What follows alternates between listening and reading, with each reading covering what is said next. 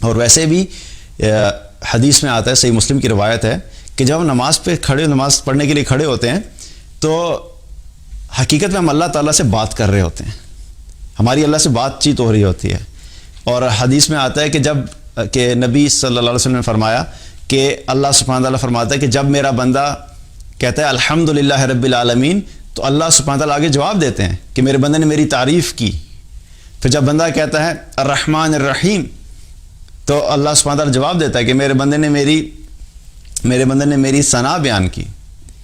اور پھر جب بندہ کہتا ہے مالک یوم الدین، تو اللہ سبحانہ تعالیٰ سے جواب دیتے ہیں کہ میرے بندے نے میری عظمت بیان کی، میرے بندے نے میری بزرگی بیان کی۔ تو یہ کیا ہو رہا ہے؟ اللہ سبحانہ تعالیٰ ہمیں جواب دے رہا ہے۔ اب آپ تھوڑی دیر کے لیے سوچئے کہ ہم عام روٹین میں بھی کیا ہوتا ہے کہ اگر ہم کسی کے ساتھ بیٹھے ہوئے ہیں اور کوئی آپ سے بات کر رہا ہے یا آپ کسی سے بات کر رہے ہیں،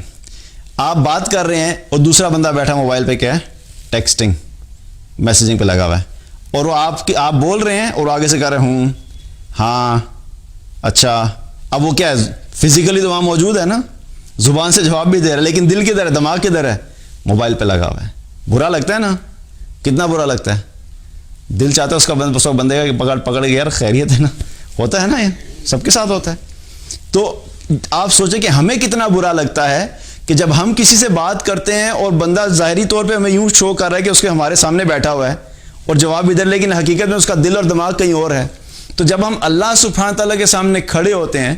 اور اللہ سبحانہ تعالیٰ کے سامنے کھڑے ہو کے ہم نماز پڑھتے ہیں اور سورہ فاتحہ پڑھتے ہیں، تو فاتحہ پڑھتے ہوئے دماغ کہیں اور دل کہیں اور، جسم کھڑا ہوا ہے، جسم قیام کی حالت میں کھڑا ہوا ہے لیکن دل اور دماغ کہیں اور ہے، رکوع کر رہے ہیں، تسبیحات کر رہے ہیں، لیکن دل اور دماغ کہیں اور ہے، سجدہ کیا جا رہا ہے لیکن دل اور دماغ کہیں اور ہے۔ تو کیا اللہ سبحانہ تعالیٰ کو یہ بات بری نہیں لگتی ہوگی؟ اور یاد رکھیں کہ نماز جو ہے، جب ہم نماز ادا کرتے ہیں تو ہر انسان کے جو نماز والے کھاتے میں نماز جو ہے اسی طرح کی مارکنگ نہیں ہوتی سیم کہ ہر ایک کو برابر مل جاتی ہے۔ دیکھیے اسی طریقے سے ہے کہ جیسے ہمارے جو ایگزامز ہوتے ہیں نا، تو ایگزامز میں اگر 50 اسٹوڈنٹس ہیں ایک کلاس میں اور رزلٹ آیا اور کوئی کہے کہ ہاں 50 پاس ہو گئے ہیں، ٹھیک ہے، 50 پاس تو ہو گئے ہیں لیکن 50 کے 50 ایک ہی مارکس کے ساتھ، سیم مارکس کے ساتھ پاس نہیں ہوں گے، سب کے نمبر برابر نہیں ہوں گے۔ کوئی 90% لے کے پاس ہوا ہوگا، کوئی 70% لے کے پاس ہوا ہوگا، کوئی 40% لے کے پاس ہوا ہوگا، لیکن پاس ہو گئے۔ اسی طریقے سے نماز کا معاملہ بھی ہے کہ نماز کے بھی جو اجر ملے گا وہ ہماری نماز کی کوالٹی کے حساب سے ہمیں اجر ملے گا۔ کچھ لوگ ایسے ہوں گے جن کی بس صرف نماز کی